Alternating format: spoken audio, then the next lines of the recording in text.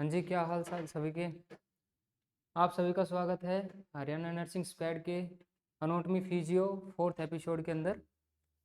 अब तक 3 episode complete हो चुके हैं, 90 क्वेश्चंस। अब 91वां क्वेश्चन स्टार्ट करेंगे हम। तो फर्स्ट क्वेश्चन है 4th सीरीज का, exchange of gases between blood and cell is known. Exchange of gases between blood and cell. देखिए, जो रेस्पिरेशन है दो टाइप का होता है, एक्सटर्नल रेस्पिरेशन और इंटरनल रेस्पिरेशन। एक्सटर्नल रेस्पिरेशन होगा वो इन्वायरमेंटल से जो हम ऑक्सीजन अंदर ले रहे हैं, कार्बन डाइऑक्साइड बाहर निकाल रहे हैं, ठीक है, एलोलाई तक पहुंचता है जो, ठीक है, वो एक्सटर्नल रेस्पिरेशन तक चल रहा है। लेकिन एलोलाई क्या करती है, फिर उसके बाद ऑक्सीजन है ब्लड को दे देती है, और ब्लड जो है ब्लड सेल्स उसको फिर हर सेल तक पहुंचा देती है। सेल फिर इसको यूटिलाइज करती है, कार्बन डाइऑक्साइड रिलीज करती है, कार्बन डाइऑक्साइड फिर एलोलाई के पास आती है, एलोलाई से लंग के थ्रू बाहर जा रही है।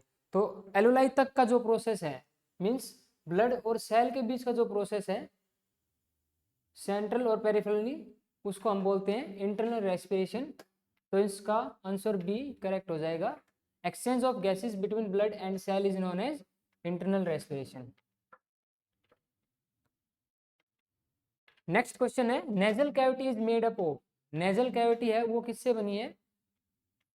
ए है frontal lobe, B ethmoid bone, C sphenoid bone, या फिर D all of the above. Okay, frontal bone सामने वाली बोन, ठीक है। उसके बाद स्फिनोइड होती है, वो क्या है, टेम्पोरल से थोड़ा आगे की तरफ होती है स्फिनोइड बोन, ठीक है। इधर होती है इथमोइड बोन। तो क्या है कि इन तीनों का जो पोर्शन है वो नेजल कैविटी बनाता है। तो इसका राइट आंसर होगा डी, फ्रंटल, इथमोइड और स्फिनोइड बोन, ये तीनों मिलके बनाती है nasal cavity. Okay, next question है, Adam's apple is more prominent in. इनमें से एक मेल कर लो, ठीक है। एडम्स एप्पल है वो मोर प्रोमिनेंट किस में होगा? Adult male, adult female, child male और चाइल्ड फीमेल। तो आप सभी जानते होंगे कि जो अडल्ट मेल है उसके अंदर प्रोमिनेंट होता है एडम्स एप्पल। ओके, अब एडम्स एप्पल कहाँ होता है? लैरिक्स के सामने ये प्रोमिनेंट एरिया होता है।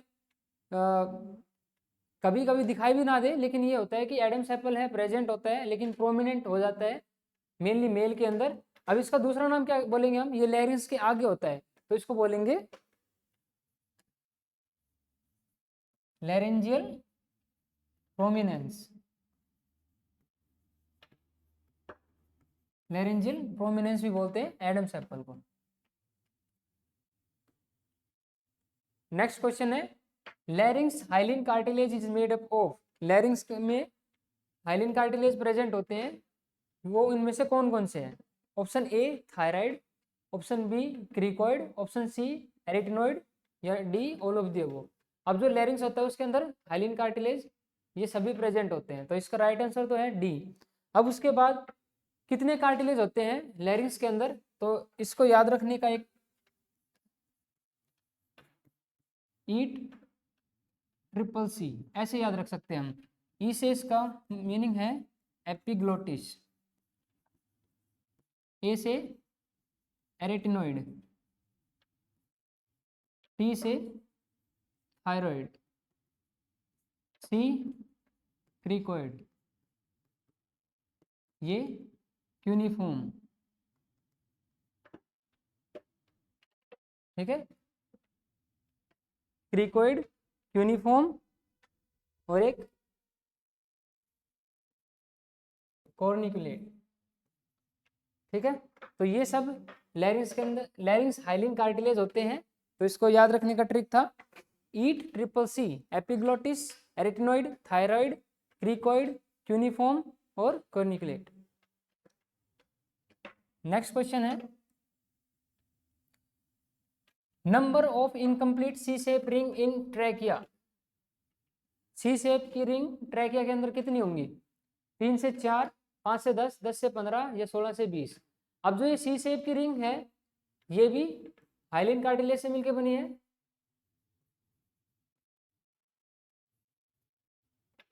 ठीक है। और इनकी नंबरिंग होती है 16 से 20। एक नॉर्मल अडल्ट के अंदर जो सी शेप रिंग है ट्रैकिया की वो होंगी 16 से 20। नेक्स्ट क्वेश्चन है how many lobes are in right lung. अब देखिए जो लंग्स होते हैं, जो राइट लंग होता है वो बड़ा होता है as compare to left lung. क्यों? क्योंकि लेफ्ट साइड में क्या है, हार्ट ऑक्यूपाई होता है। अब देखो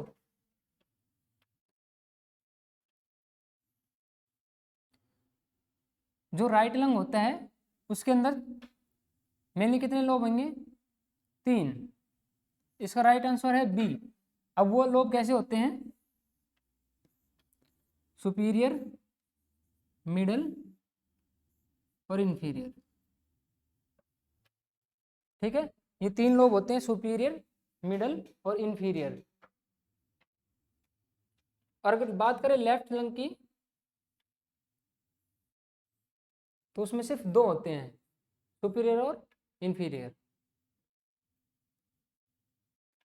नेक्स्ट क्वेश्चन है एट विच thoracic vertebrae level trachea divided into bronchi. जो ट्रैकिया है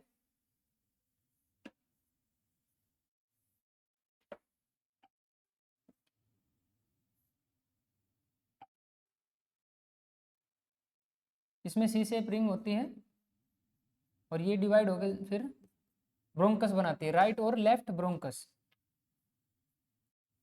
तो ये किस लेवल पे होती है या फिर इस लेवल को क्या बोलती है? इस लेवल को बोलते हैं कैरिना। और ये होता है फिफ्थ थोरेसिक लेवल जो होता है T5। इधर ये डिवाइड होती है राइट और लेफ्ट ब्रोंकस के अंदर। नेक्स्ट क्वेश्चन है all are essential muscles of breathing except. इनमें से सब मसल्स हैं जो ब्रीदिंग में हेल्प करती है। एसेंशियल नहीं तो ऐसा भी है कि ब्रीदिंग मसल्स तो हैं ही। ठीक है, तो इनमें से कौन कौन सी है? डायफ्राम बी ऑप्शन है, आईसीएस इंटरकोस्टल मसल्स सी है स्टेनोक्लेडोमेस्टोइड या फिर डी सोलियस मसल्स। अब देखो डायफ्राम भी होता है, आईसीएस भी होती है, ये इंटरकोस्टल मसल्स 2 होती है, इंटरनल इंटरकोस्टल मसल्स और external intercostal muscles. Intercostal muscles okay. उसके बाद स्टर्नोक्लीडोमेस्टोइड, स्टर्नम, क्लेविकल, मेस्टोइड प्रोसेस। ठीक है, इन तीनों से एक मसल जाती है, उसका नाम है स्टर्नोक्लीडोमेस्टोइड। ये भी हेल्प करती है ब्रीदिंग में। सोलियस मसल्स है ये हेल्प नहीं करती है। तो इसका राइट आंसर क्या होगा? एक्सेप्ट पूछा गया है तो राइट आंसर होगा डी, सोलियस मसल्स है वो ब्रीदिंग मसल्स नहीं होती है। नेक्स्ट क्वेश्चन है remaining capacity of air in respiratory passage is. Respiratory passage के अंदर कितनी अमाउंट ऑफ एयर है या फिर कौन सी एयर है जो पैसेज के अंदर रह जाती है? तो इसका दूसरा नाम होता है एनाटॉमिकल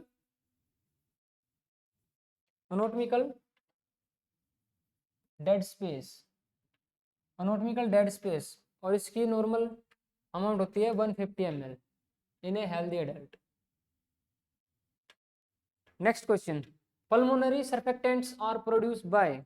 ये दोनों एलुलाई के पार्ट है, alveoli alveolar type 1 cell, alveolar type 2 cell, या फिर हम बोल सकते हैं इसको न्यूमोसाइट। अब इनमें से कौन सी न्यूमोसाइट है जो सर्फेक्टेंट रिलीज करती है? ओके, तो सर्फेक्टेंट रिलीज करती है टाइप बी।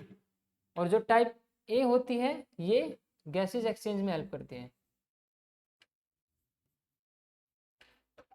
गैसेज एक्सचेंज में हेल्प करेगी टाइप ए या फिर टाइप 1। ओके, नेक्स्ट क्वेश्चन है at rest inspiration last about. Rest में ये एक्टिविटी की बात नहीं हुई, यहाँ पूछा है कि रेस्ट स्टेज के अंदर जो इंस्पिरेशन है वो कितना टाइम होगा। अब देखो जो ब्रीदिंग है या फिर रेस्पिरेशन है 2 पार्ट होता है। फर्स्ट इंस्पिरेशन अंदर लिया, एक्सपायरेशन बाहर छोड़ा। ठीक है, तो इंस्पिरेशन का टाइम क्या होता है? ग्रेविटी इफेक्ट नहीं पड़ता है तो इसका टाइम लगता है 2 सेकेंड। लेकिन एक्सपायरेशन जब एयर को बाहर निकालना होता है तो 1 सेकेंड एक्स्ट्रा लगती है, तो उसमें होता है 3 सेकेंड।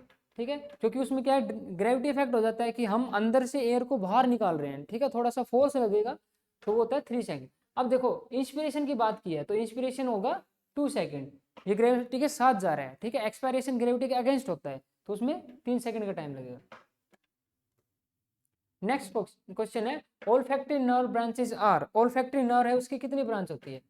अब इसकी दो ब्रांच होती है मेनली, लेटरल और मीडियल, ठीक है। जो सुपीरियर पार्ट होता है वो लेटरल होती है, जो मीडियल होती है ये होता है नेजल सेप्टम के पास, ये सुपीरियर कोंका के पास होती है, सुपीरियर कोंका के पास होती है लेटरल और नेजल सेप्टम के पास होती है मीडियल। तो इसकी ओल्फैक्टरी नर्व कितनी ब्रांचेज होगी? दो ब्रांच होगी। जो ओल्फैक्टरी बल्ब होते हैं ऐसे करके आते हैं, ठीक है, एक सुपीरियर ब्रांच होगी, एक मिडिल ब्रांच होगी। सुपीरियर ब्रांच है वो कोंका के पास होगी और ये इंफीरियर ब्रांच है ये नेजल सेप्टम के पास।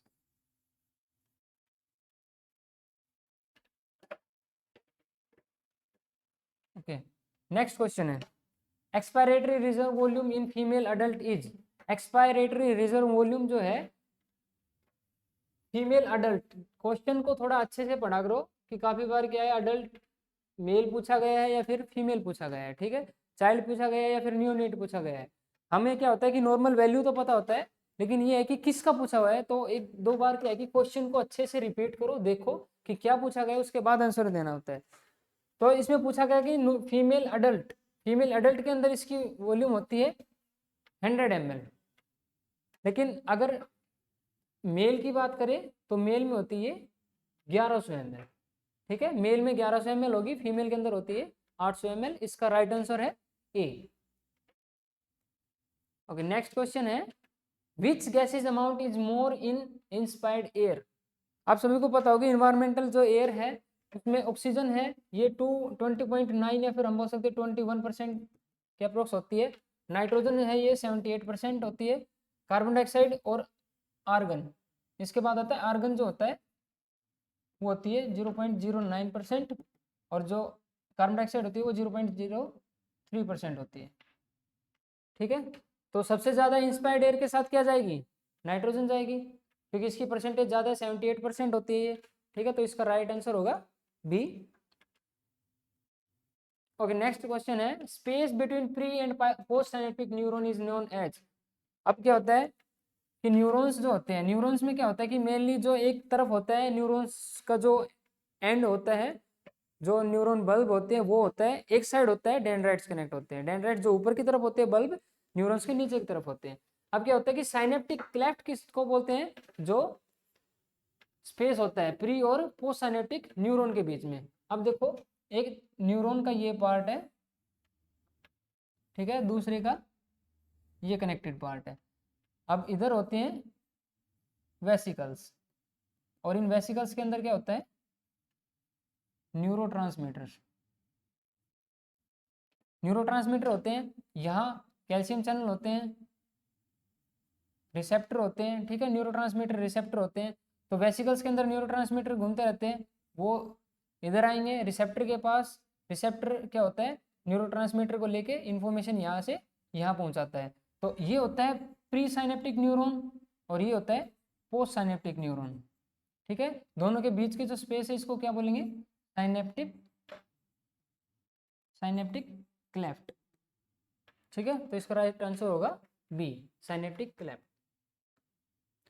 नेक्स्ट क्वेश्चन है monocyte that migrate from blood brain barrier into CNS, central nervous system के अंदर जो ब्लड ब्रेन बैरियर होता है वहां कौन सी मोनोसाइट है जो माइग्रेट करके चली जाती है? अब देखो हमने पढ़ा था कि लीवर है, लीवर के अंदर जो मोनोसाइट होती है, टाइप ऑफ मोनोसाइट उसको बोलते हैं कफर सेल। ऐसे क्या होता है कि ब्रेन के अंदर जो मोनोसाइट होती है उसको क्या बोलेंगे? देखो पहले ओलिगोडेंड्रोसाइट्स, ये क्या करती है? माइलिन शीथ बनाने का काम करती है, माइलिनेशन का काम करती है, ठीक है। एस्ट्रोसाइट है ये ब्लड ब्रेन बैरियर बनाती है, triple B blood brain barrier. और जो एपेंडेडाइमल है ये सीएसएफ प्रोडक्शन का काम करती है, सेरेब्रोस्पाइनल फ्लूइड है इसका प्रोडक्शन का काम करती है। लेकिन जो माइक्रोग्लिया है ये क्या करेगी? ये एक टाइप ऑफ मोनोसाइट है जो ब्लड ब्रेन बैरियर को क्रॉस करके जो नर्वस सिस्टम है उसको प्रोटेक्ट करती है against bacteria, virus and pathogens. तो इसका राइट आंसर होगा सी, माइक्रोग्लिया। ओके, नेक्स्ट क्वेश्चन है total number of ventricle in brain, brain के अंदर टोटल नंबर ऑफ वेंट्रिकल कितने होते हैं? अब देखो जो ब्रेन है, ब्रेन का जो हेमिस्फीयर है, हेमिस्फीयर के मिडिल साइड में अगर आते हैं तो क्या होता है, दोनों लेटरल साइड में, लेटरल साइड में lateral 1 lateral 2, lateral side 2 ventricles होते हैं, उसके बाद ये दोनों कनेक्ट होते हैं थर्ड वेंट्रिकल के साथ, और फिर उसके बाद ये एरिया होता है फोर्थ वेंट्रिकल में। ठीक है, तो इसमें 2 लेटरल होते हैं, एक थर्ड होता है, एक फोर्थ होता है। तो टोटल कितने वेंट्रिकल्स हो गए ब्रेन के अंदर, 4 वेंट्रिकल हो गए हैं। ठीक है, तो इसका राइट आंसर होगा सी, 4 वेंट्रिकल। नेक्स्ट क्वेश्चन है total number of meninges in nervous system is.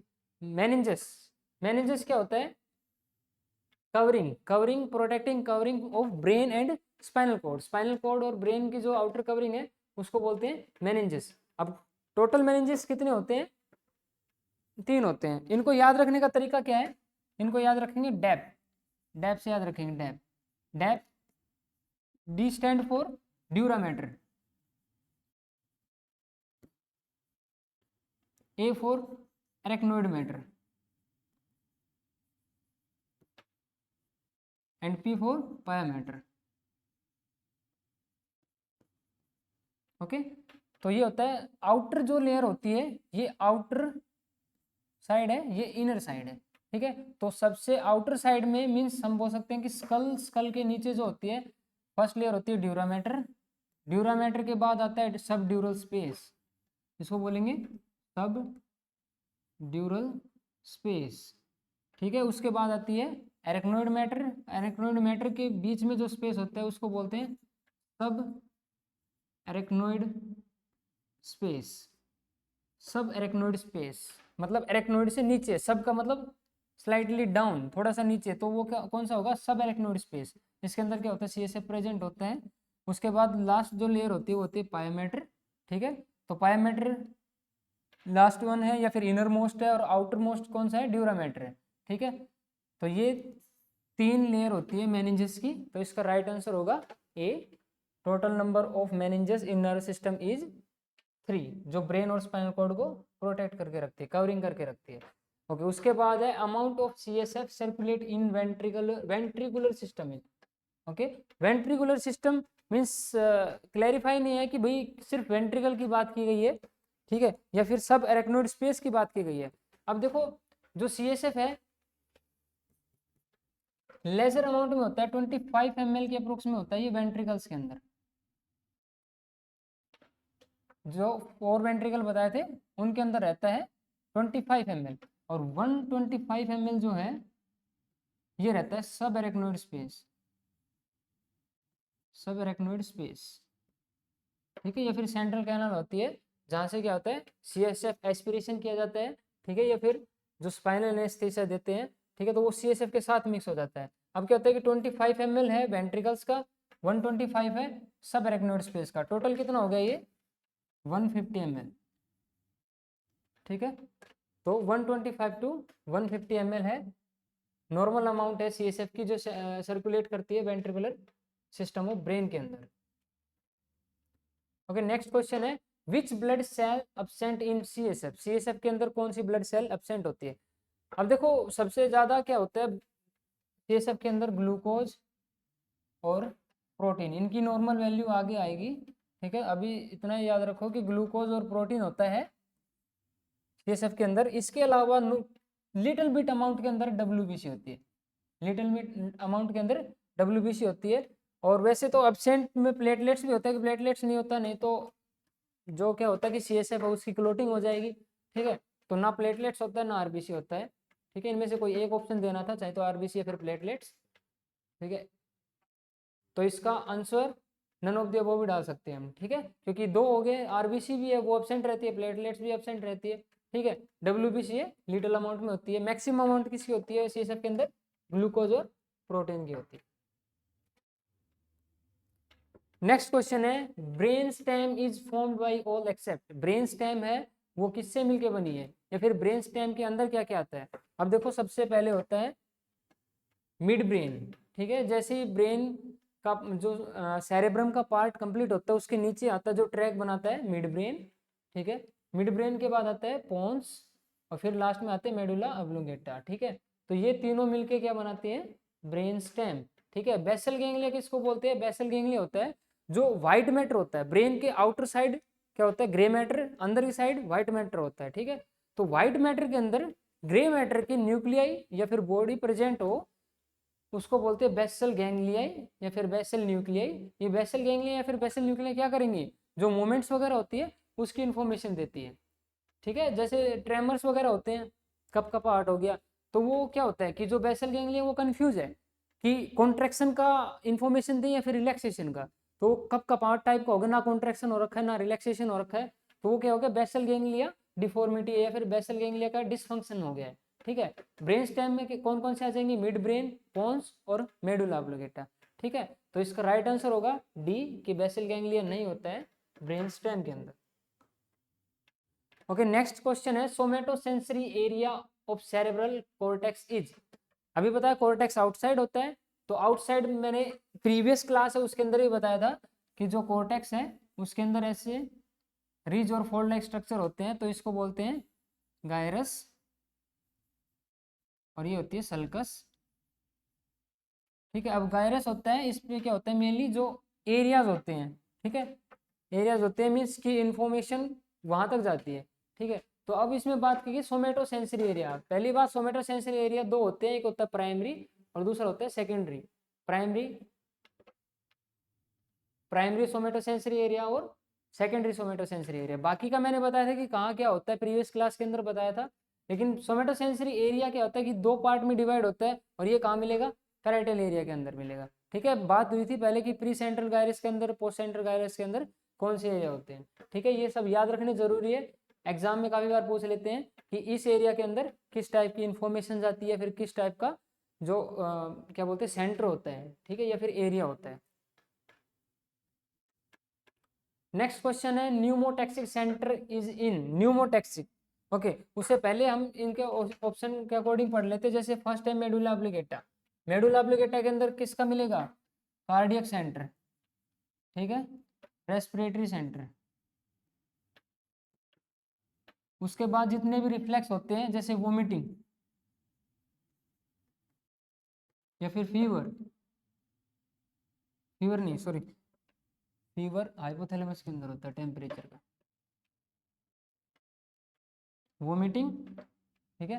उसके बाद होता है स्नीजिंग, ये सब क्या है, रिफ्लेक्स एक्शन है, ठीक है। तो ये सब मेडुला ऑब्लिगेटा में मिलेंगे। कार्डियक सेंटर होता है, रेस्पिरेटरी सेंटर होता है, वोमिटिंग, स्नीजिंग, इनका सेंटर होता है मेडुला ऑब्लिगेटा के अंदर।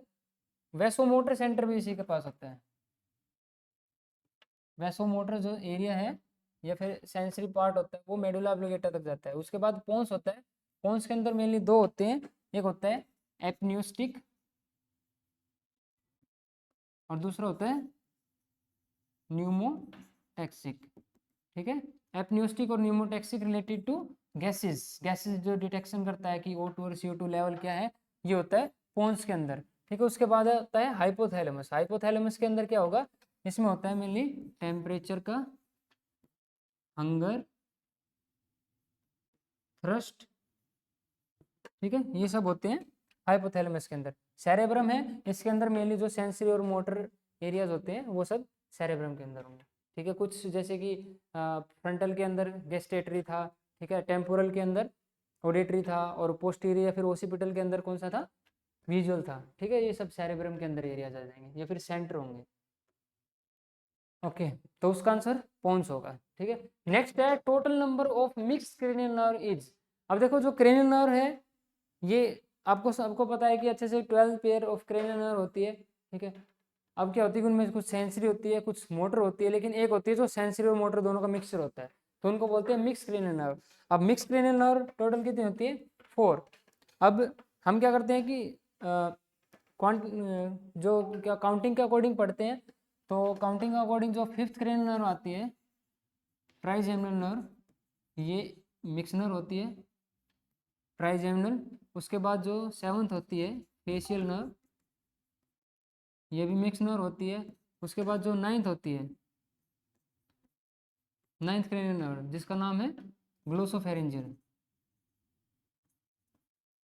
ग्लोसोफेरिंजियल नर्व, ये भी मिक्स नर्व होती है। और टेंथ जो होती है वैगस नर्व,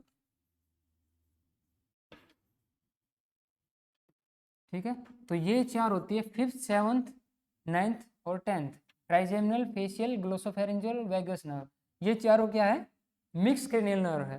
तो इसका राइट आंसर क्या होगा, ए, फोर, फोर जो होती है मिक्स क्रेनियल नर्व होती है।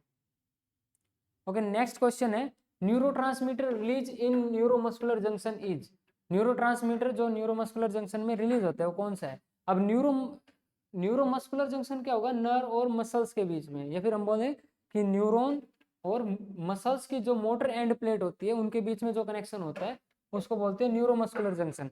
अब पहले हार्मोन या फिर न्यूरोट्रांसमीटर जो होते हैं वो वन बाय वन पढ़ते हैं, जैसे कि डोपामिन है, डोपामिन को हम कैसे याद रखेंगे, ट्रिपल एम पी, ठीक है। ये काम आता है मेमोरी में,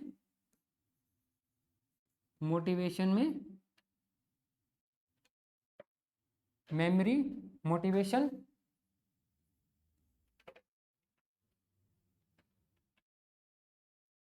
राइट, ठीक है, मेमोरी, मोटिवेशन, उसके बाद मूवमेंट्स, और पी, पी से होता है प्लीजर, ठीक है।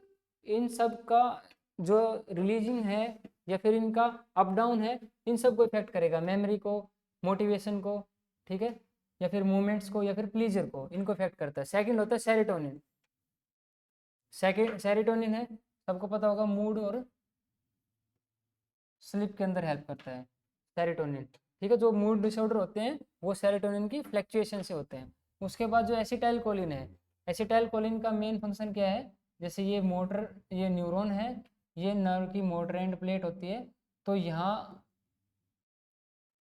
वेसिकल्स होते हैं, वेसिकल्स के अंदर जो न्यूरोट्रांसमीटर होगा इधर, वो होगा एसिटाइल कोलिन, ठीक है। एसिटाइल कोलिन है, वो मेनली कहाँ मिलता है, न्यूरोमस्कुलर जंक्शन में मिलता है। इसका काम क्या होता है कि ये यहाँ इधर से निकल के यहाँ जाएगा, निकोटीन होता है इधर एंड प्लेट पे, यहाँ निकोटीन के साथ अटैच होता है, ठीक है। और उसके बाद ये आता है कि इसको डायलेट करता है, ये डायलेट करता है, ये 5 पेंटामेरिक प्रोटीन होती हैं, पेंटामेरिक प्रोटीन इससे मिलके बने होते हैं यहाँ ऐसे, ठीक है। इधर ये अटैच होता है एसिटाइल कोलिन निकोटीन के साथ, और फिर क्या होता है कि इस एरिया को डायलेट कर देता है, और कैल्शियम है वो इसके अंदर चला जाता है, और कैल्शियम आयन है फिर वो एक्टिवेट होते हैं, और फिर मसल्स कॉन्ट्रैक्ट करती है। तो ये क्या होता है, सारा न्यूरोमस्कुलर जंक्शन का फंडा है, एसिटाइल कोलिन के ऊपर डिपेंड करता है, ठीक है। और जो ग्लूटामेट होता है, ग्लूटामेट मेनली कॉग्निशन में हेल्प करता है, कॉग्निशन। अब क्या होता है कि जो फास्ट रिकॉग्निशन होता है, लाइक हम देख रहे हैं किसी चीज़ को, ठीक है, इधर से यहाँ देखा, तुरंत पता चला कि भाई क्या सरफेस है, कैसा कलर है, ठीक है, क्या शेप है उसकी। तो ये क्या होता है कि फास्ट जो रिएक्ट करते हैं, या फिर फास्टेस्ट न्यूरोट्रांसमीटर हम बोल सकते हैं ग्लूटामेट होता है, ठीक है, कॉग्निशन में हेल्प करता है। डोपामिन है वो मेमोरी, मोटिवेशन, मूवमेंट्स और प्लेजर में हेल्प करता है। सेरोटोनिन मेनली मूड और स्लीप में हेल्प करता है। एसिटाइल कोलिन न्यूरोमस्कुलर जंक्शन में हेल्प करेगा, और ग्लूटामेट है वो कॉग्निशन में हेल्प करता है, ठीक है। तो इसका राइट आंसर क्या होगा, एसिटाइल कोलिन। नेक्स्ट क्वेश्चन है, कॉर्पस कोलोजम इज ए कम्यूचर बिटवीन, जो कॉर्पस कोलोजम है वो किससे मिलके या फिर किसके बीच में प्रेजेंट होता है, फ्रंटल और parietal lobe, occipital parietal lobe, cerebrum and cerebellum, या फिर right and left cerebral hemisphere. अब देखो जो ब्रेन हेमिस्फीयर है, ब्रेन हेमिस्फीयर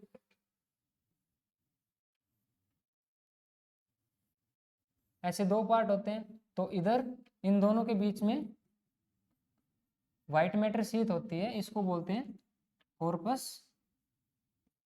कोलेजम, कॉर्पस कोलेजम। तो ये किसके बीच में कमिश्र कर रहा है, राइट और लेफ्ट हेमिस्फीयर, ब्रेन के राइट और लेफ्ट हेमिस्फीयर के बीच में जो कम्युनिकेशन का काम कर रहा है या फिर इन दोनों को ज्वाइन करके रखता है, वो है कॉर्पस कोलेजम। तो इसका राइट आंसर होगा D, right and left hemisphere.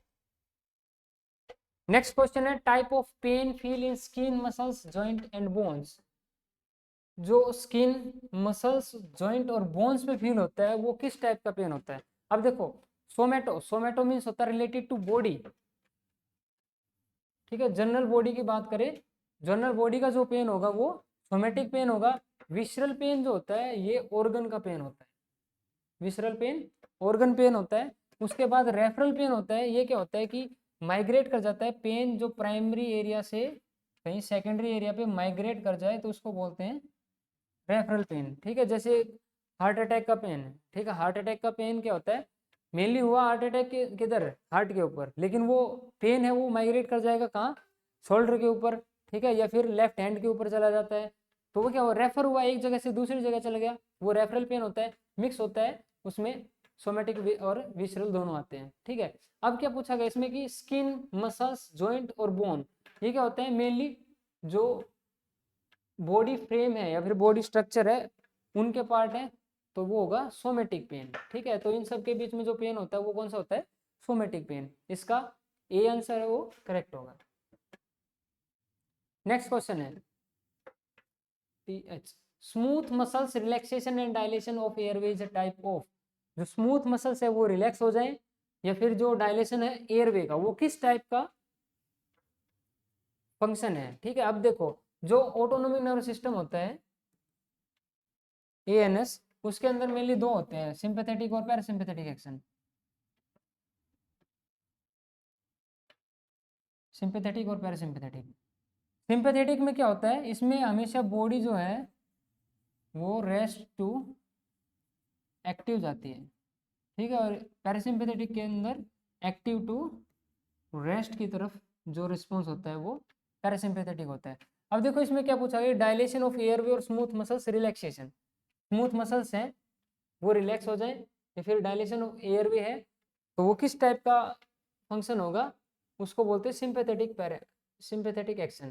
Sympathetic में हमेशा क्या होता है कि बॉडी जो है रेस्ट से एक्टिव की तरफ जाती है। अब मान लो कि ये जो डायलेशन ऑफ एयरवे है, हम किसी हाई एल्टी की तरफ जा रहे हैं, हाई एल्टी में क्या होता है कि ऑक्सीजन है वो कम होता है, तो ये ऑटोनोमिक नर्वस सिस्टम क्या करेगा, ये कमांड देगा कि हाई अमाउंट ऑफ ऑक्सीजन वो अंदर जाना चाहिए, उसके लिए क्या होगा, इसके एयरवे है वो कॉन्स्ट्रिक्ट से डायलेट हो जाएगा। ठीक है, ताकि मोर अमाउंट ऑफ एयर है वो बॉडी के अंदर जा सके। ठीक है, तो ये कौन सा एक्शन हुआ, सिंपैथेटिक एक्शन।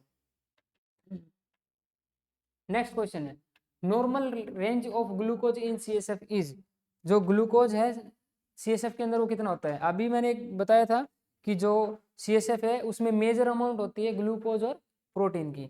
अब इसमें बात की गई है कि कितना है जो ग्लूकोज है प्रेजेंट होता है, तो वो मेनली होता है 50 to 75 mg/dL। ठीक है, राइट आंसर इसका है सी। उसके बाद क्या होता है कि इसके अंदर प्रोटीन भी होता है, ये होता है 15 to 60 mg/dL। ठीक है, और लिटिल अमाउंट ऑफ क्या होता है इसमें, WBC होती है। ठीक है, मोनोसाइट, और मेन टाइप ऑफ मोनोसाइट जो ब्लड ब्रेन बैरियर को क्रॉस कर सकती है उसका नाम क्या था, माइक्रोग्लिया, माइक्रोग्लिया। ठीक है, तो इसका right answer C. Last question है इस एपिसोड का, phrenic nerve is a branch of, phrenic nerve है वो किसकी ब्रांच है। अब देखो फ्रेनिक नर्व मेनली जो रेस्पिरेटरी ऑर्गन्स है उसको नर्व सप्लाई करती है। अब ये किसकी ब्रांच होती है, ये ब्रांच होती है C3 to C5। ठीक है, C3 to C5 ये क्या है, सर्वाइकल जो नर्व होती है उनकी होती है। अब देखो ये जो है ना ये सब प्लेक्सिस हैं, प्लेक्सिस की अगर मैं बात करूं, पेरिफेरल नर्व के अंदर आता है ये, तो इसमें प्लेक्सिस आती है। प्लेक्सिस मेनली होती है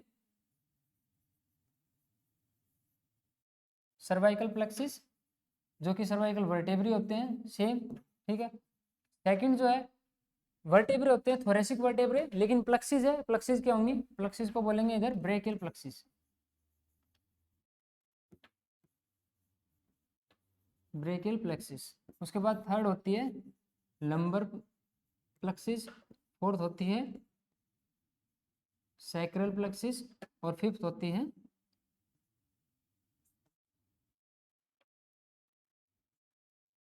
कोकिजियल। ठीक है, जो कोकिक्स होता है। अब देखो जो ब्रेकियल होती है, ब्रेकियल की ब्रांच होती है फ्रेनिक नर्व। ठीक है, ब्रेकियल की ब्रांच है फ्रेनिक नर्व, मेनली कौन सी, C3 to C5।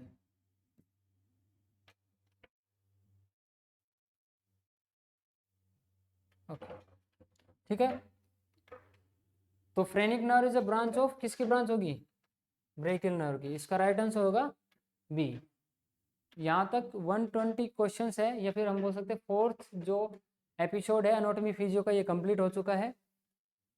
आशा करता हूँ कि आपको यहाँ तक की क्लास अब तक समझ में आई होगी।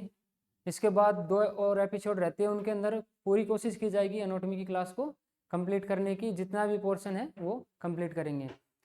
तब तक के लिए बाय बाय, टेक केयर।